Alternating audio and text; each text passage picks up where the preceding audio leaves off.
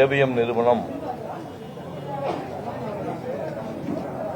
73 வருஷத்துல 175 படங்கள் எடுத்திருக்காங்க. இந்த ஸ்டுடியோவில் நடிக்காத நடிகர்களே கிடையாது.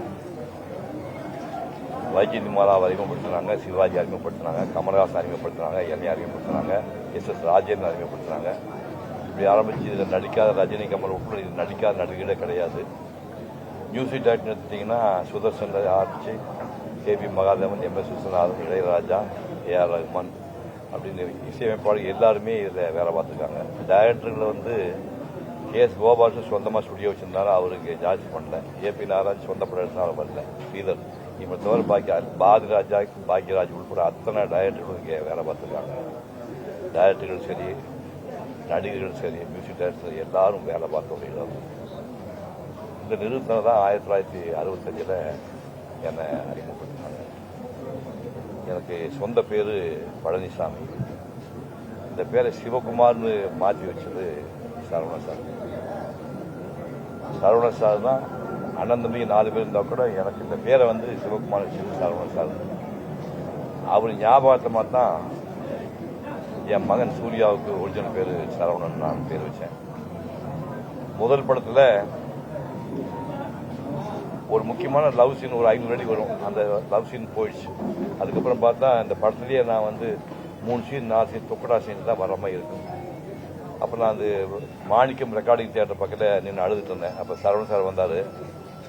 சாரி சிவகுமார், இந்த கூட நடித்த பொண்ணுக்கு உங்களுக்கு மேட்ச் ஆகலை, அது கொஞ்சம் சீரியல் மாதிரி தெரிஞ்சு சொல்லிட்டு அப்பச்சி உங்கள் சீனை வெட்டிட்டாங்க. 500 சீன் அதான் படத்தை மெயின் சீன், அதை தூக்கிட்டாங்க.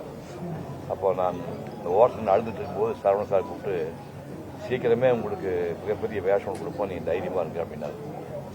இது நடந்தது 1965. அப்புறம் 68 உயர்ந்த மனிதன் ஒரு படம், ஒரு உத்தர் புஷ்னு பெங்காலி படத்தை பேஸ் பண்ணி அவங்க பண்ணாங்க. கிருஷ்ணபஞ்சி டைரக்ட் பண்ணாங்க. சிவாஜி எனக்கு அப்பா வேஷம் பண்ணாரு. பாணிஸ்ரீ அது எனக்கு அம்மாவாக இருப்பாங்க. அதாவது சிவாஜி எஸ்டேட் வாட்ச்மேனுடைய பொண்ணை லவ் பண்ணி அவளுக்கு தெரியாமல் பிறந்த பையன் நான். படம் பூரா சிவாஜி நடிச்சிருப்பாரு, நான் சத்தியமூர்த்தின்னு அவர் பையனா நடிப்பேன். நான் தான் ஒரு பையன், படம் பூரா தெரியாது, ஒரு வேலைக்கார பையனா நடிச்சிருப்பார். படம் முடியும் போதா தெரியும் அப்படின்னு சப்ஜெக்ட். தமிழ் சினிமாவில் ஒரு மிகச்சிறந்த படங்கள் ஒரு 100 படங்கள் எடுத்துட்டீங்கன்னா அது ஒரு படம் உயர்ந்த மனிதன். அந்த மாதிரி நடிக்க வச்சாங்க. அதுக்கப்புறம் வந்து அடுத்த தலைமையில் சூர்யாவுக்கு வந்து அயன், பேரழகன் 2 படம் மாஸ்டர் பீஸ் படங்கள். 2மே சூர்யா லைஃப்ல மறக்க முடியாத 2 படம் அயன். எனக்கு முதல் படத்த சம்பளம் சொன்னா ஷாக் ஆகிடுவீங்க. எனக்கு முதல் படத்த சம்பளம் வந்து 1000 ரூபாய். பெரிய நம்பர் வச்சுக்காது, வெறும் நம்பர் 1 போட்டு 3 செய்ய 1000 ரூபாய் எனக்கு முதல் படத்த சம்பளம்.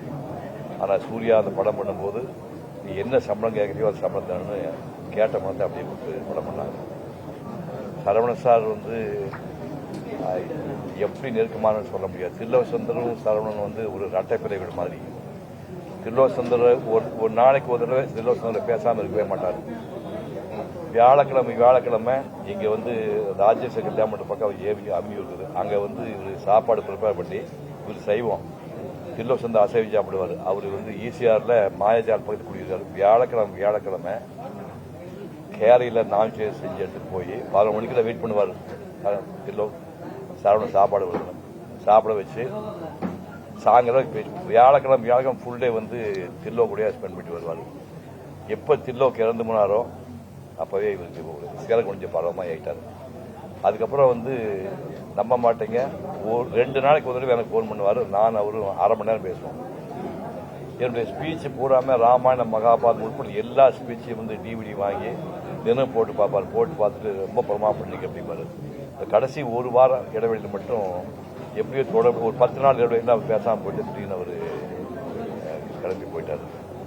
அதாவது ஏவிஎம் நிறுவனத்தினுடைய எக்ஸ்டென்ஷன் மாதிரி, ஏவிஎம் திட்ட எக்ஸ்டென்ஷன் மாதிரி அவர் தான் இத்தனை வருஷமாக தொடர்ந்து ஒரு ரஜினி படம் எடுத்தீங்கன்னா அவர் அந்த சிவாஜி படமாகட்டும், முரட்டுக்காளியாகட்டும், போக்கி ராஜாவாக இருக்கட்டும், அவர் வச்சே கிட்டத்தட்ட ஒரு 10 படம், எஜமான் படம் 10 படம் எடுத்திருக்காங்க.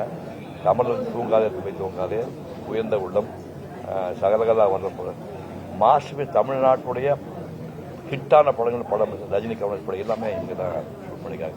கடைசி சிவாஜி படம் அவங்க எடுத்துருக்காங்க. ஒரு கட்டத்துக்கு அப்புறம் இனிமேல் தொடர்ந்து படம் பண்ண முடியாதுன்னு அப்படியே அந்த படம் எடுக்கிறத குறைச்சிட்டாரு. 10 நாளைக்கு முன்னாடி கூட அவர்கிட்ட பேசிட்டு இருந்தேன்.